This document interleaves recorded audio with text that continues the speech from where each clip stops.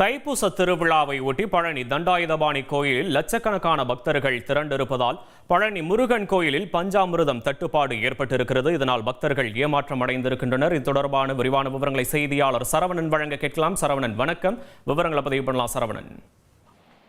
முருகப்பெருமானின் அறுபடை வீடுகளில் மூன்றாம் படை வீடாக திகழக்கூடிய பழனி அருள்மிகு தண்டாயுதபாணி திருக்கோயிலில் தைப்பூச திருவிழா வெகு விமர்சையாக நடைபெற்று வருகிறது. இந்த நிலையில தைப்பூசத்தை முன்னிட்டு லட்சக்கணக்கான பக்தர்கள் காவடி எடுத்தும் பல்வேறு வாகனங்களிலும் பாத யாத்திரையாகவும் வந்து தங்களது நேர்த்திக்கடனை செலுத்தி வருகின்றனர். தற்போது லட்சக்கணக்கான பக்தர்கள் வருகின்ற சூழ்நிலையில பக்தர்கள் அனைவரும் இந்த பழனிக்கு வந்தால் பஞ்சாமிர்தத்தை வாங்கி செல்வது வழக்கமாக கொண்டுள்ளனர்.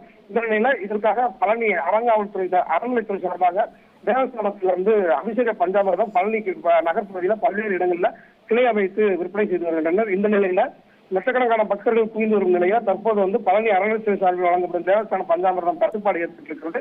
இதன் காரணமாக வரக்கூடிய பக்தர்கள் அனைவரும் தனியார் கடைகளில் பஞ்சாமிர்தத்தை வாங்கி செல்லும் ஏற்பட்டிருக்கிறது. விவரங்களுக்கு நன்றி சரவணன்.